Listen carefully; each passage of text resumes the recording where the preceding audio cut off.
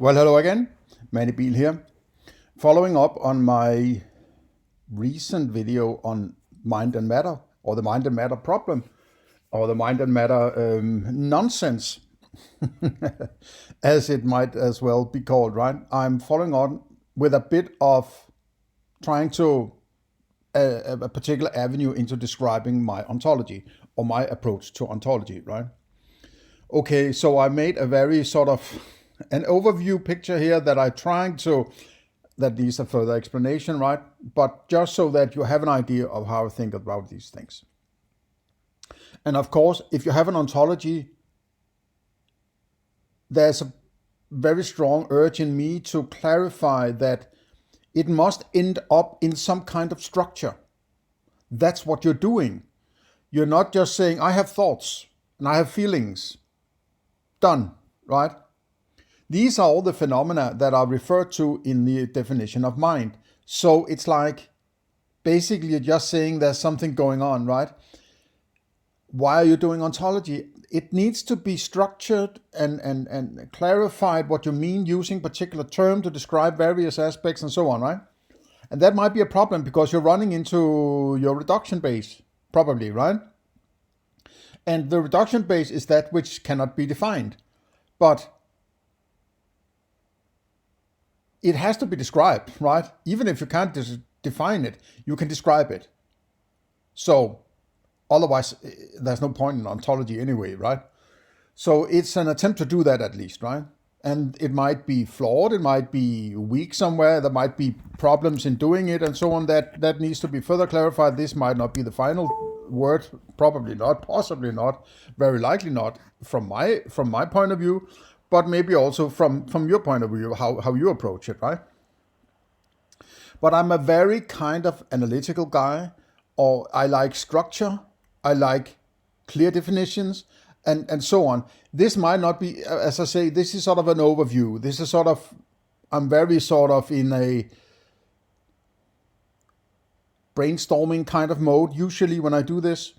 And this is sort of, okay, this is sort of a snapshot of where I am at the point of this entry point and where I am, how I see it from this vantage point at this point in time, right? But there might be sort of ultimately at some point condensed into a settlement on this is my ontology. I think this is pretty decently where I am at this point. I've done some ontology and metaphysics videos prior to this, some months back and years back maybe, right? That sort of points in this direction. And this is going to be sort of with the stepping stone of the mind and matter nonsense as the interpoint for actually doing some serious ontology, right? Okay, so ontology is the same as clarifying / classifying phenomena, in the sense that phenomena was used in the definition of mind in my prior video, right? And don't mind the spelling and you know, tapping errors here, right? What's it called? Tapping? Keystroke errors, avoiding mind and matter nonsense, right? And just to iterate, mind is an abstract catch-all term for phenomena, in my opinion, right? Qualia, cognitions, ideas, and reasoning, and desires and feelings, right? There's a lot of tapping errors here, right? But never mind. Matter is an abstraction, also an abstraction, right? But it's based on observations of the behavior of concepts like Earth and Eiffel Tower and Beaver. And I'm referring to another video I made in my deconstruction series on consciousness squared series on analytic idealism, the Bernardo Castro idealism, right?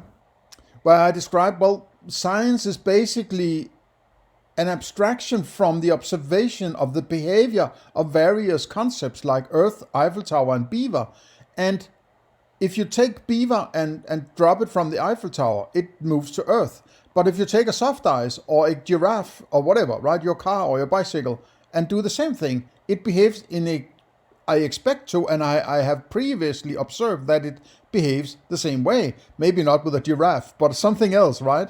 And it doesn't matter if the Eiffel Tower, it can be from your rooftop, or just, dropping your keys in your living room. But if you take your, if your baseball cap and drop that, it does the same thing in the same manner, right? It has a tendency to start to move toward the center of Earth, right? If you sort of have an idea of Earth, right? Or move to the ground, to the floor, whatever, right? But it's a placeholder for Earth, so to say. So if you start to analyze the observations of this, there seems to be a pattern. Every time you have a cognition, an object, Eiffel Tower, Earth, beaver, mother-in-law, whatever, right? Car, bicycle, it seems to move the same way. The abstraction is it might be made of the same thing. That's why it behaves this way. That's an abstraction. And that which is made of, you call matter. That's the abstraction, right? But saying that you experience matter just because you experience beaver is ridiculous. You abstract the idea of matter because of its behavior, not because of its observation, right? That's why it's an abstraction. So, neither mind or matter is going to help you in settling your ontology. And if you keep doing that, you're just shooting yourself in your knee, right? And you're confusing what is being done, and you're ignorant to the categories you're using to do it, right? So how do you go about ontology? Well, as I say, it's clarifying and classifying your phenomena, right? So I don't have the definitions. Maybe I could pull them up from. Actually, that would be quite easy. Maybe I can do that.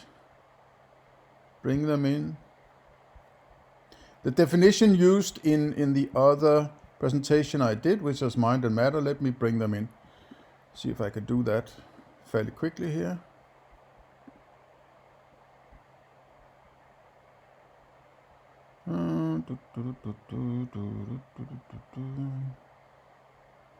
Shouldn't be too difficult.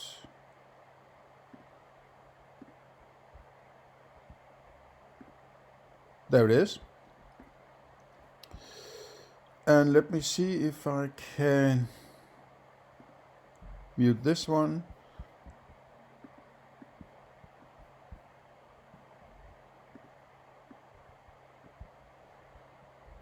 Sorry for the little, I should have thought of that before I started, right? But there you have it. Mind and matter. What's the matter with my mind? Mind and matter. Mind is that which thinks, imagines, remembers, wills, and senses. And you can keep going with this, right?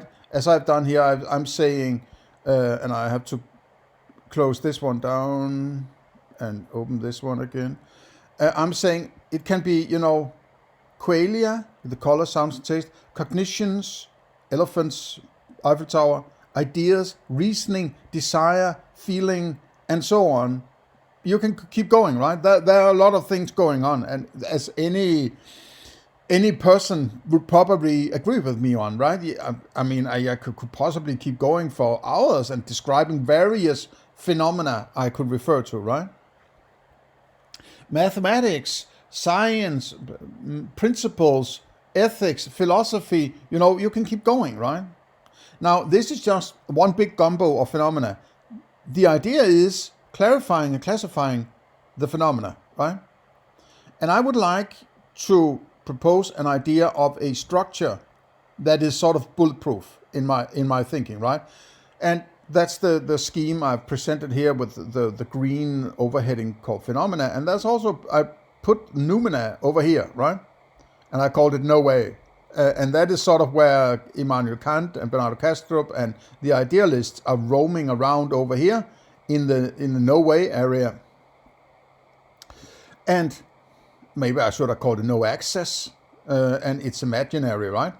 But the phenomena is what I have access to. Okay, so my contention would, if you were to do a dependency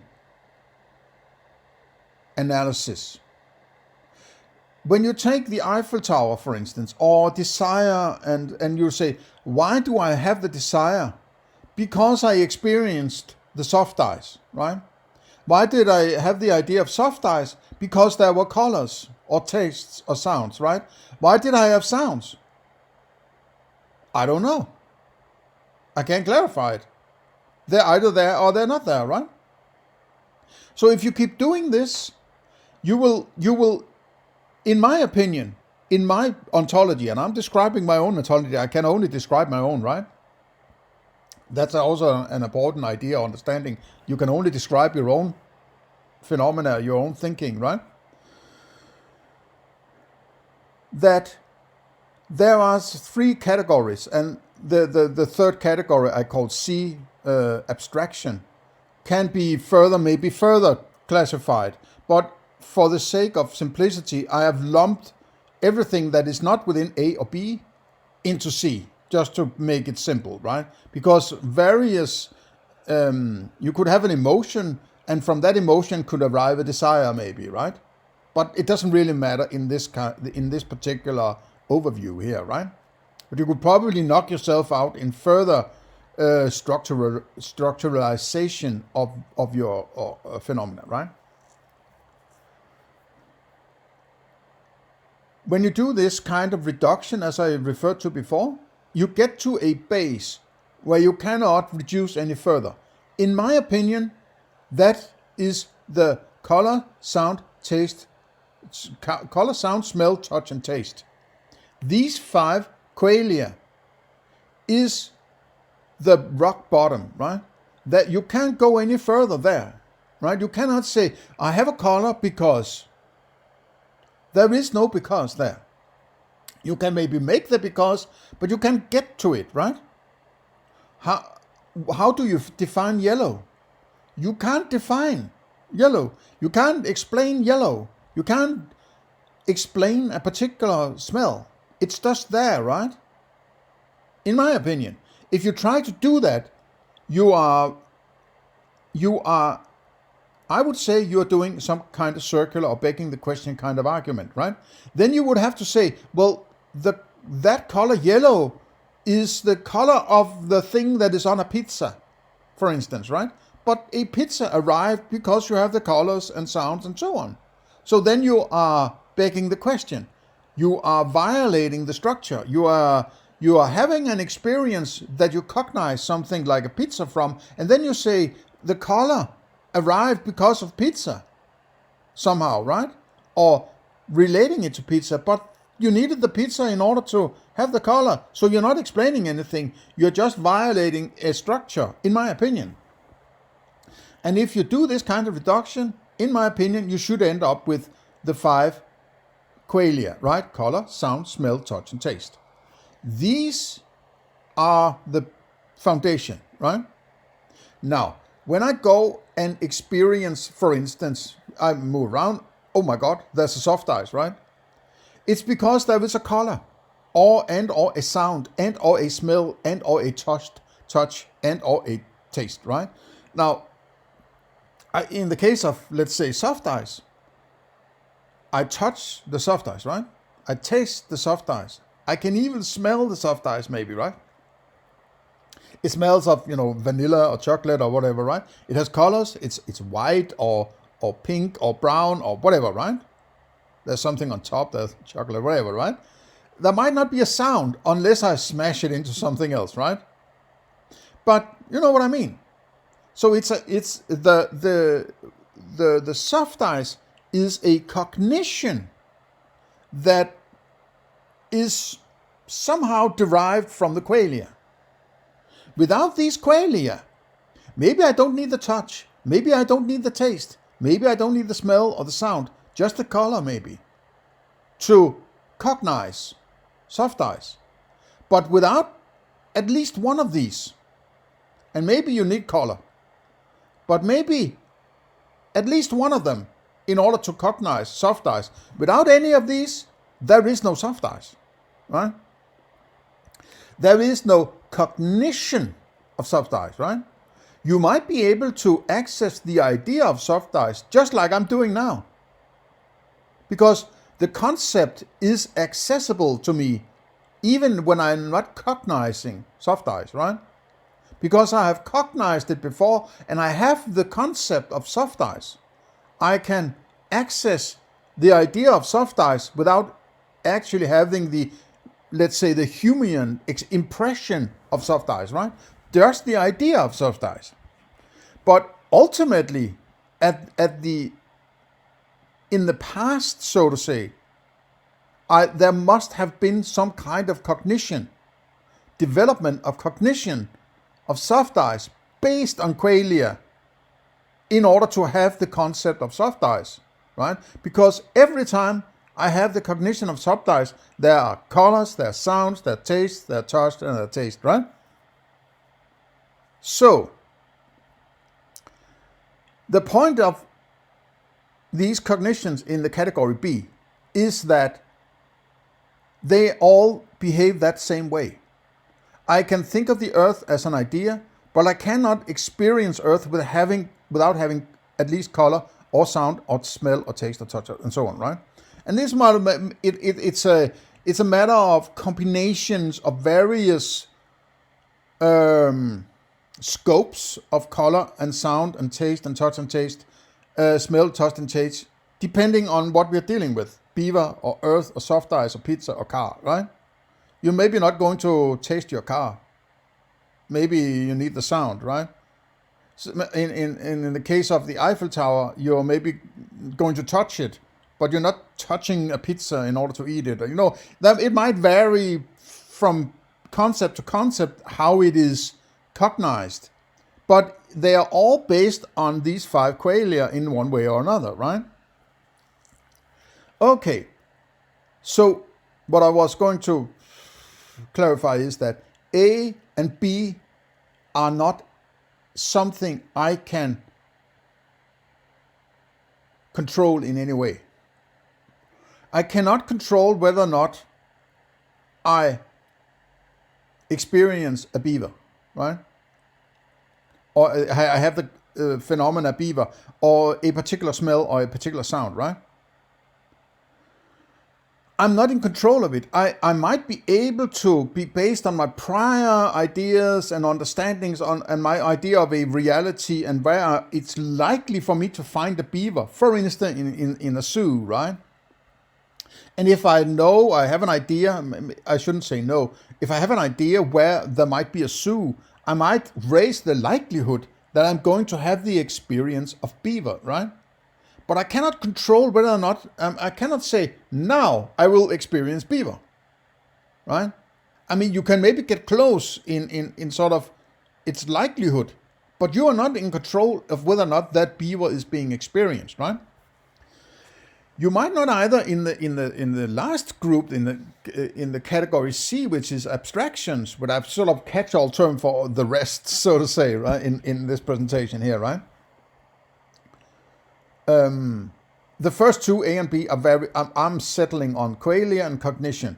I've been using them for a while, and I have no reason to divert from the term qualia and cognition. But abstraction, where I put imaginations and reasonings and emotion and desire and choice and science and, you know, so on and so on and so on and so on and so on, in this category C might need a bit of fiddling about, right? But I might not be in control of whether or not I have an emotion. I may not be in control of whether or not I have a desire, right? But as far as you go down in the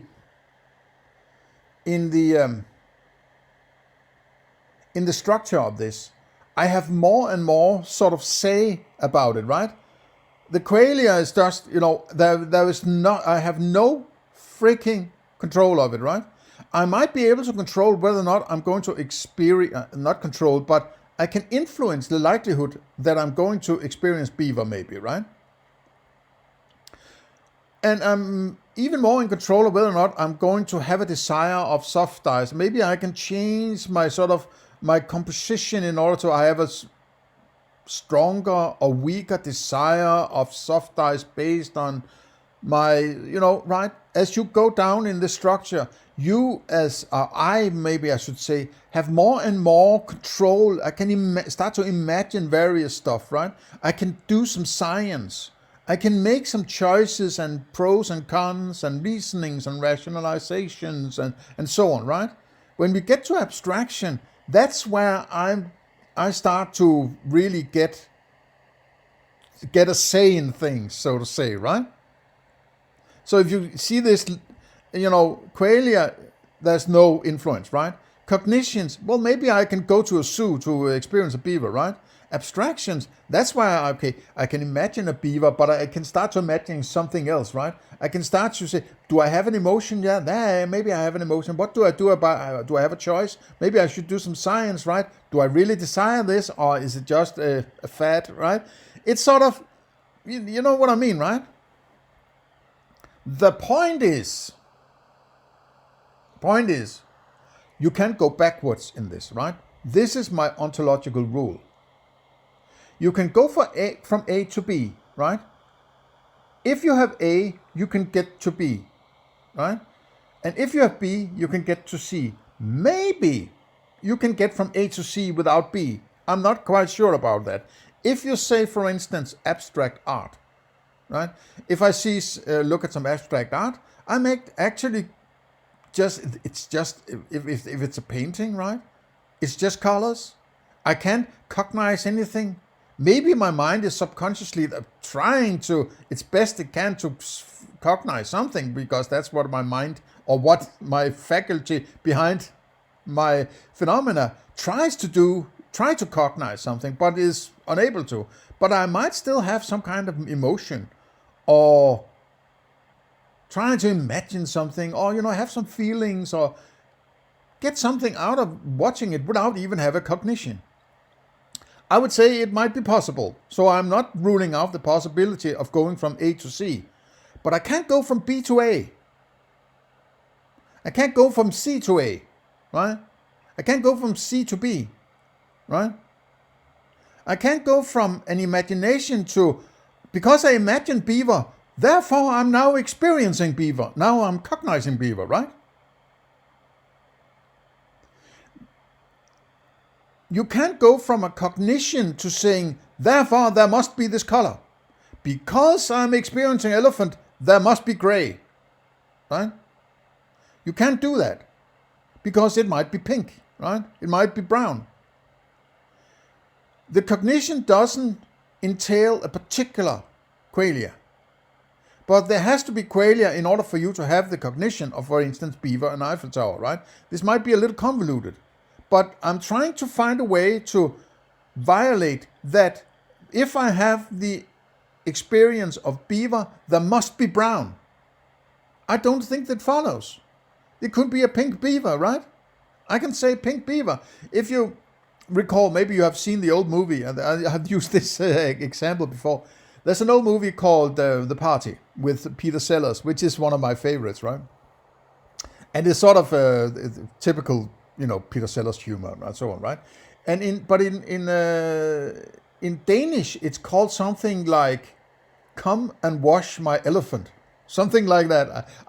I'm paraphrasing, but if I was trying to interpret, or what's it called? Translate the Danish title into English, it would be something like "Come and wash my elephant," or something like that, right? And because there is, at the end, there's sort of it goes crazy in this big house, this mansion, right? And there was soap, and there's bubbles everywhere, and this elephant that arrives at some point has all of a sudden has psychedelic colors and so on, right?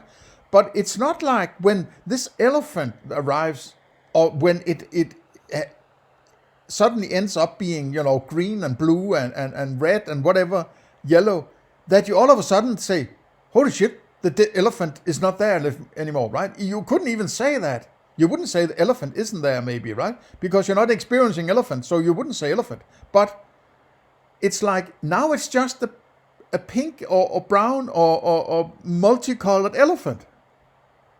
So the elephant doesn't have to have any particular color, because you're cognizing elephant for whatever reason that might not be settled. So you cannot argue your way back from cognition of elephant to say it must be this color. And that is a hard fucking slap in the face of deduction, right?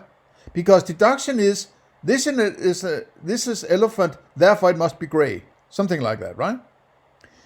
Maybe when we go into abstractions like geometry or shapes, right?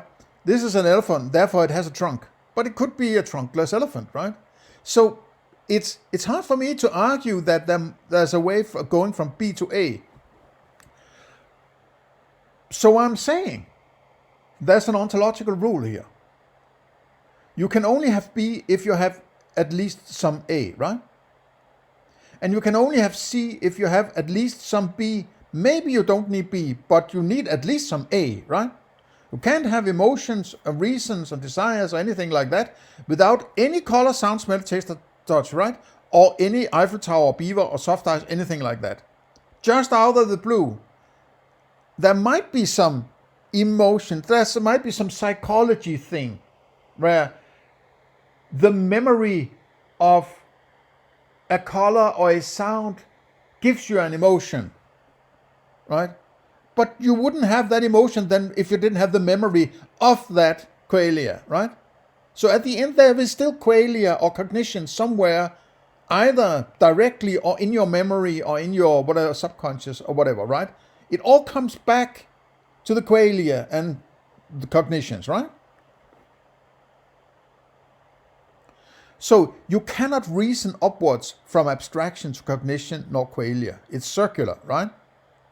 Because you're standing in level C, and you couldn't get to level C without some of A or B, right?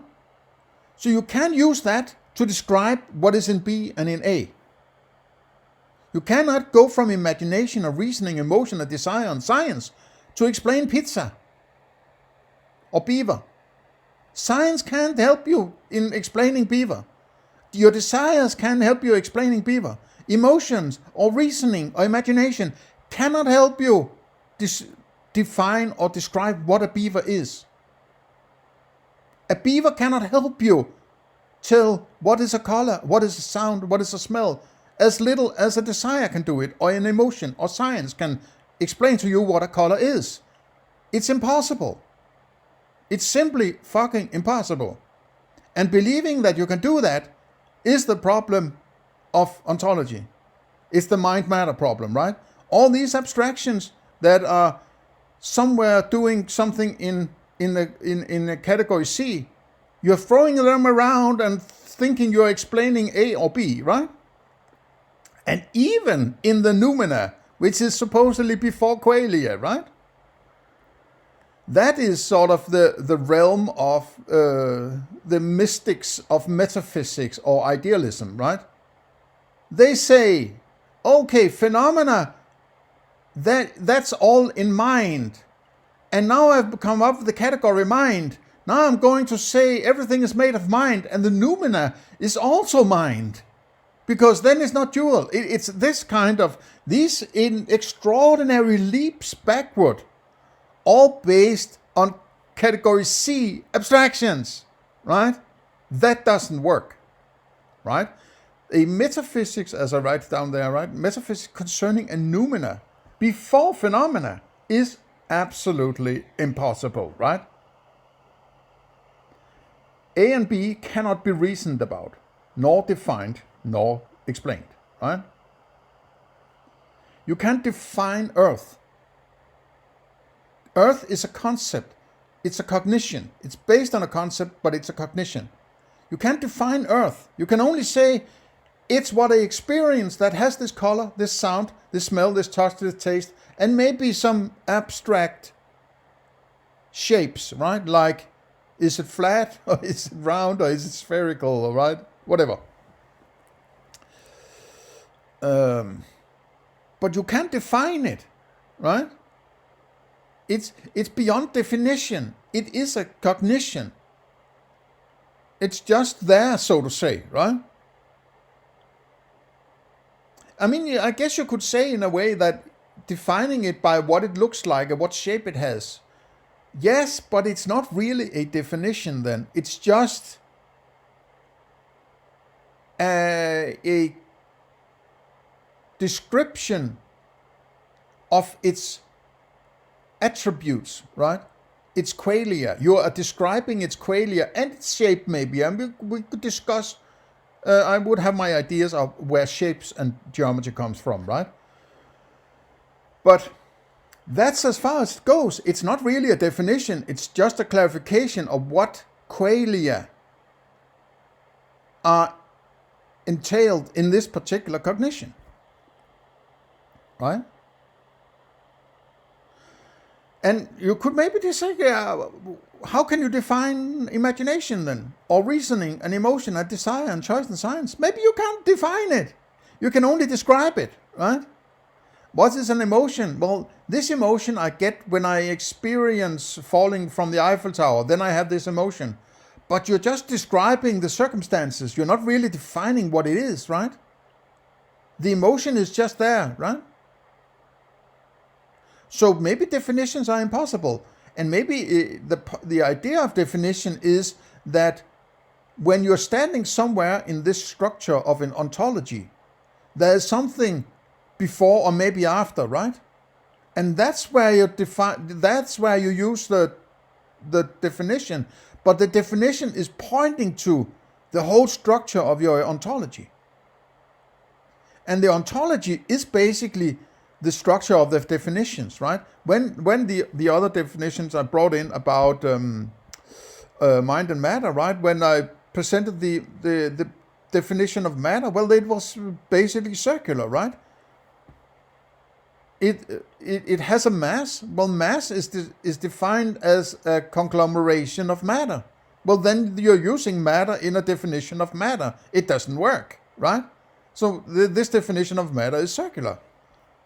So it's useless. So defining is in the average understanding of definition. It is, well, this word I'm using, emotion. I can throw some words at it, and then it's settled. Well, don't these other words need a definition? Why didn't you use these other words that don't, if they don't need a definition, further definition, why didn't you use those terms to describe that don't need a definition, right? Well, maybe they do need a definition. Okay, so these words you use to define this word also need a definition. But then you're using words to define that definition. They also need a definition, and, infinite regress of definitions, which point to the structure of an ontology. And if you keep doing this defining exercise, in my opinion, you will always, if you're a good philosopher, if you're not trying to delude me or delude yourself, right, into some kind of woo-woo shit, you will end up with color and or sound and or smell and or touch and or taste.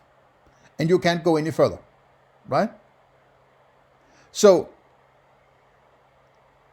what you're doing when you're doing definitions, right, is you are tapping into an ontology. And that's why sometimes people get so freaked out when you ask for definitions, because they don't have an ontology. And they're going to throw some words at you. And then if you start to say, okay, that word you use for that definition, how do you define that word? Then they go, oh, you're just out to get me, right? But that's because they don't have an ontology. Because all these words need to hang together. If you can define something, then there's an ontology. There's a structure, right? Otherwise, you would have to say you can't define. Well, where did that word come from, right? So it's unavoidable, basically. You have to go into an ontology and clarifying your phenomena, right? If you want to do this. And then you will end up with something like this, in my opinion, right? There is this ontological rule. You can't go backwards, A, B, C. You can only go from A to B, or maybe from A to C. But you can't go from C to B, or from B to A, or from C to A. It's impossible. Because they trickle down from each other, right? You can't go sideways either. You can't go from sound to a color, right? You can't explain a color with a sound. You can't explain a smell with a sound or a sound with a smell and so on, right? They are unique in that sense. And you can use earth to explain the Eiffel Tower. You can use a beaver to explain a soft ice or vice versa, right? You can't go sideways within the category, right? You can only go down. And if you're trying to define, well, if you're defining a reason or an emotion, let's say an emotion, well, I had this emotion because of the Eiffel Tower, right? It was because I saw the Eiffel Tower that I had the emotion, oh, I'm Francophile, right? Café au lait, right? But why did I have the Eiffel Tower? Well, because there were colors and sounds and smells, right? That's how it goes. It's actually not that complicated when you think about it, right? So, and the last one I said here, maybe I'm repeating myself, but let me take it. A and B cannot be reasoned about. Oh yeah, that's maybe an important thing. You cannot reason about A and B. You cannot reason about color. I was talking about it earlier, right? You cannot reason about color. It's just there. Yellow. Can you reason why it should be there, or why it is there, or why it is yellow and has this particular quality and so on? I mean, I guess you could, but all you would come up with was some kind of bullshit, right? And little ripples and something like Bernardo Castro. You cannot reason about it, right? You cannot reason about Earth, Eiffel Tower, beaver, and soft ice either, because they are cognitions. You're not in control of whether you are able or to have concepts that assist in cognition, right? You're not in control of that. You're not in control of your cognitions either, right? So you cannot reason about why can I experience Eiffel Tower? I can't give you an answer, right? Why can I experience Eiffel Tower? I can just say I do, right? Or I can potentially do, right? Why do I experience my glasses on my table? I don't know why I cognize that. I just do. I cannot reason about it, right? In my opinion, maybe I was wrong about you cannot go sideways. The only place where you can go sideways is among your abstractions. So maybe I was a little premature in my prior statement. The only way where you possibly can go sideways is among abstraction. I can reason about my emotions and desires and choices and science, right? That's what I'm doing. I'm being reasonable about my abstractions, right? I'm reasoning, and I can tap into cognitions by using concepts in my cognitive apparatus, right? As I say here, only the idea of concepts can assist in reason. Tapping into the cognitive apparatus idea library, so to say, right? So what I can do from category B is use the ideas in a Humean sense, right? If the impressions are based on concepts, but the concept as an idea I can tap into if I have an idea of the Eiffel Tower and the desire and choices and some science and a car. Maybe I can go and look at the Eiffel Tower, right? That's the kind of reasoning by imagining and having some emotion and desires and choices and science and so on. That's the reasoning I'm talking about. But I cannot reason why there's Earth, or Eiffel Tower, or beaver, or soft ice, or car, or pizza, right? That just is. I'm cognizing pizza. I can't explain why it does that. Why my mind does that, or why I have that phenomena of a cognition of pizza. But I can reason about it, right? I can reason whether or not I want a pizza or not. I can create a pizza and hopefully I will cognize pizza. And if I put together a dough, what I call a dough and so on, I expect to cognize pizza later. I don't know if I will do that, but I hope to, and I bet my money on it, right? By buying maybe some flour and using my hands in the bowl and putting together whatever, right? But I can't say I am absolutely freaking certain that I'm going to experience pizza. Maybe I won't, but when I do, I'm happy about it, right? If I don't, maybe I'm not going to eat it, right? I said, what the fuck is that? I'm not eating that, right? Um,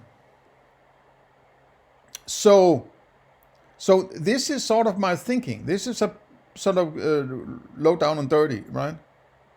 This is Manny Beale's ontological rule is A follows B follows C. You can go A, B, C, but you can't go C, B, A in anything. You can go to the right, but you can't go to the left, right? I'm not saying just because I have reasons, emotion, and desires, and choice, and so on, that I can't talk about colors. But I can't define them. I can't classify them. I can classify them as I do here, but I can tell you what they are and why they're there. That's what I mean. I can use my class C abstractions to explain cognitions. I can use my cognitions to explain qualia. Right? I can only see I have cognitions because of qualia. I have abstractions because of qualia and cognitions, right? I might have some abstractions purely because of qualia. I'm not ruling that out, like as I was pointing out in abstract art. But it might be that without my being aware of it, I'm actually traversing through cognitions in order to appreciate or have emotions about what looks like pure qualia abstract art, right? So this is the structure. There's no way to get to a noumena. Noumena is purely imaginary, right? It's saying, okay, what might be before qualia? Where does the qualia come from? There must be somewhere it comes from. Cognitions come from qualia, right? And abstraction comes from cognition and maybe purely from qualia. So where does qualia come from? It must come from something. Maybe it comes from mind. No. Mind was just a catch-all term for phenomena, right? When you're saying, well, that color is in my mind, you're just referring to a particular phenomena in a catch-all term called mind, right? It's not because of mind. If you say that, as I pointed out in my recent video, it's like saying, well, elephant is a kind of animal. It's in the category of animal. Therefore, animal is responsible for elephant. That's freaking stupid, right? I mean, it's ridiculous. But it's the same argumentative structure you would do if you're saying that mind is responsible for colors, right? It's a term, it's a category. It's like saying all the phenomena there is the same as mind, right? It's easier to say mind than say all the phenomena or mentioning all these weird phenomena, right? But that doesn't mean that all of a sudden mind has become responsible for them, right? It's a linguistic leap. It's a sleight of hand, linguistic sleight of hand, or misunderstanding or misinterpretation of usually when the term is being used, it's referring to something. So that something must be what is responsible for the phenomena. No, it doesn't follow. It's a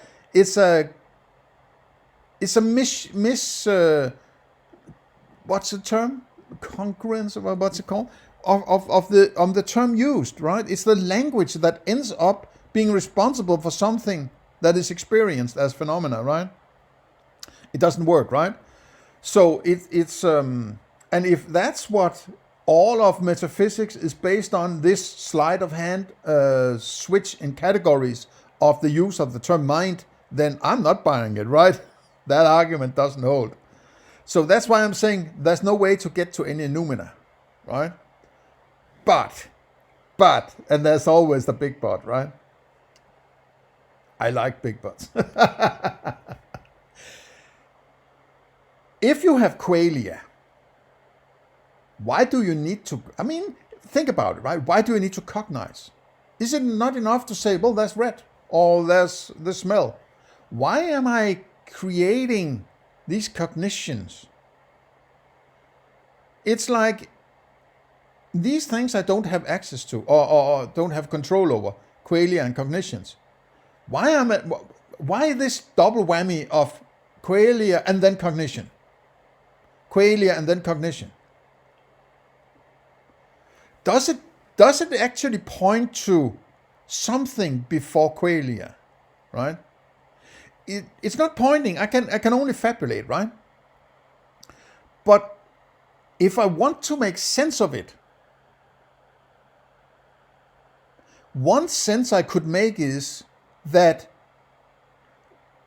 the closest, if there's something beyond or before my phenomena that is somehow one way or another responsible for my qualia, I can't get to it, right?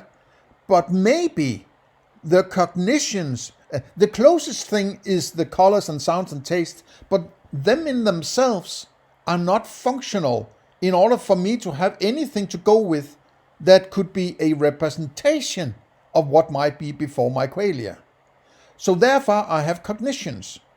These are placeholders that points to something that might be worth taking into account or dealing with in a correct way. If I see a train and it seems to be moving and coming my way, and if I don't move out of it, maybe I should move, right? In this kind of fashion, right?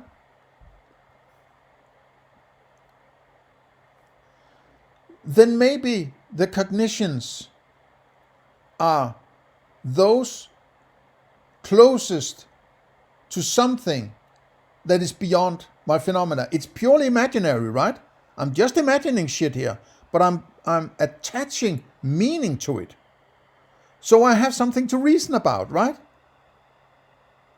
Because I cannot reason if I don't have a meaning attached to the cognitions, in my opinion. Right? And if I already have a meaning about these cognitions, then where did these meanings come from? Maybe I should look at how I attach meaning to these cognitions, right? And so I get to good reasoning and ultimately good philosophy and metaphilosophy and ethics and so on, right?